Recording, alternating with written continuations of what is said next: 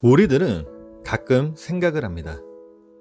내가 구원을 받았는지 아니면 구원을 받지 못했는지. 우리들이 이런 생각을 하는 이유는 여러 가지 이유가 있겠지만 아마도 대다수의 사람들이 이 생각을 가지고 있는 이유는 아마도 내가 말씀대로 살지 못하기 때문에 또 그로 인해 늘 죄를 짓고 있는 나를 바라봐서 이런 생각을 할 겁니다. 그런데 그렇다고 해서 우리들이 또 이것을 방관하고 있는 건 아니었잖아요.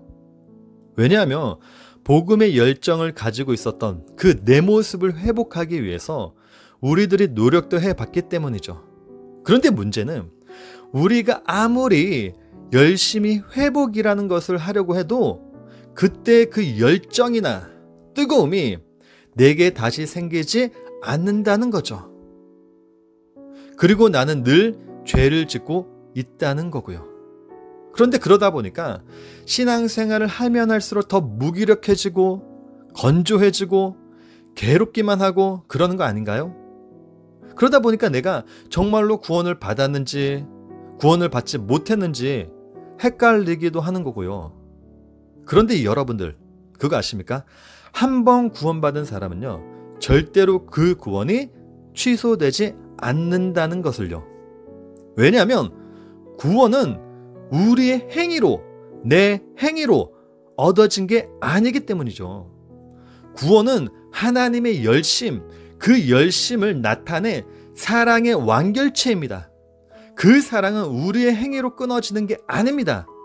그래서 바울이 로마서에서 누가 우리를 그리스도의 사랑에서 끊으리요? 라고 한 거고, 높음이나 깊음이나 다른 어떤 피조물이라도 우리를 우리 주 그리스도 예수 안에 있는 하나님의 사랑에서 끊을 수 없다라고 한 거죠. 여러분들, 우리들이 죄를 짓는 건 어떻게 보면요, 마치 동물이 자기의 생명을 위해서 다른 동물을 사냥하는 그 본능과도 같은 겁니다.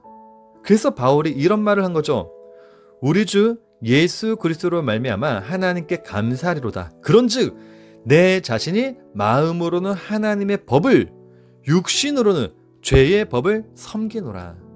우리가 죄를 짓는 건 본능과도 같다니까요. 우리의 행위로 내가 구원을 받았는지 안 받았는지 우리는 가늠하면 안 됩니다. 그렇기 때문에 여러분들, 이제는 내가 구원을 받았는지 구원을 받지 않았는지에 대한 그 고민 이제 저 멀리 던져버리십시오.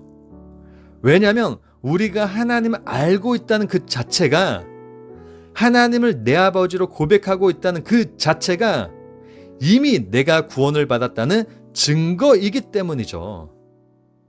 너희는 다시 무서워하는 종의 영을 받지 아니하고 양자의 영을 받았으므로 우리가 아빠 아버지라 부르짖느니라. 성령이 친히 우리의 영과 더불어 우리가 하나님의 자녀인 것을 증언하시나니. 그렇기 때문에 여러분들, 이제는 내가 구원을 받았는지 받지 않았는지 그 고민 저 멀리 던져버리시고 하나님의 그 사랑, 그 은혜를 감사하며 살자고요.